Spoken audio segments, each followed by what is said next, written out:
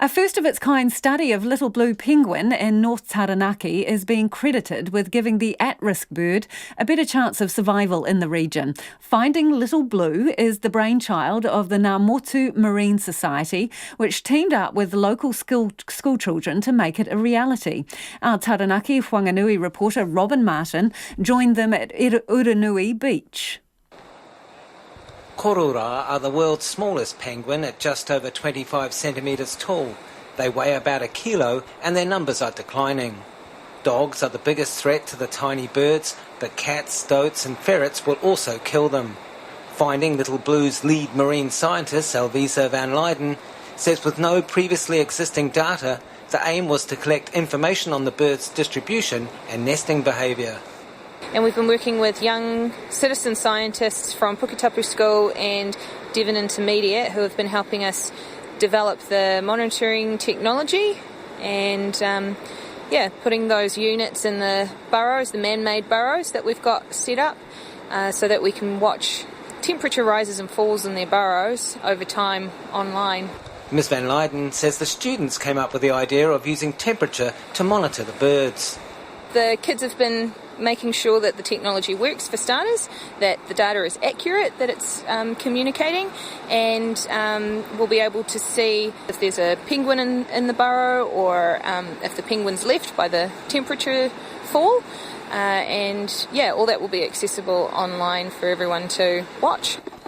So that's nice, that's picking up quite a solid signal. There's a bit of a call. Andrew Hornblow is an instrument technician who helped the students refine their idea. He says they've used a tiny data catcher to interface with the temperature probe. That can measure to 1/16 of a degree centigrade, and it's factory calibrated. So it's a really neat piece of science equipment for $5, and we're adapting it to $5 worth of electronics on a breadboard with 3 AA batteries, and they can customise it, make it interactive. Mr Hornblow says the devices, which include a radio transmitter that he's testing, are so simple the students can assemble them. Once in place, they can communicate with a computer in Urenui at the camp office, which captures the data for later use.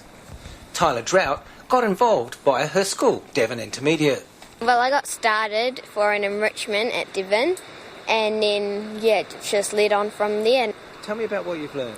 Well, we've learned about the predators and what we've been doing, and the data catches and all the technology. The project also gave her an excuse to stay up late. We went on night surveys and we would bring a book down to catch data and their behaviour of what they would do.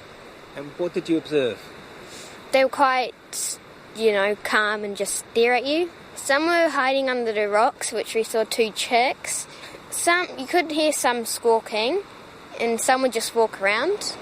Her grandmother, Chris Hucker, has been impressed by the program. I've sort of taken her down to some of the dropped her off at the night things, and I think it's been really good for her confidence and the fact that she's learning so much about little blue penguins. It wasn't a style of learning she remembered experiencing. Did you ever get out and do these kind of projects when you were a young schoolgirl? Certainly did not. We were in the classroom, and it would have been fantastic to be able to do things like this, be out and just learning about things, but rather than just out of textbook. Elvisa van Leyden says little blue penguins are an important indicator species for measuring the health of the coastal environment. She says it's hoped the survey will offer clues to their dwindling numbers.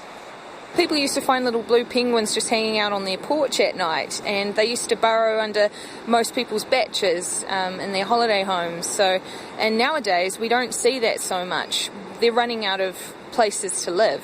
So one of our jobs is to protect them by giving them almost like alternative housing, I guess, from all the development that's going on our coast. Yeah, because they're in national decline. The Finding Little Blue project received $20,000 from the government's Curious Minds initiative and is electronically monitoring 14 burrows around the Taranaki coast. It will begin live streaming its data at the end of the month. I ngā mutu mo te hōtaka o te ahi pou nei, ko Robin Martin aho.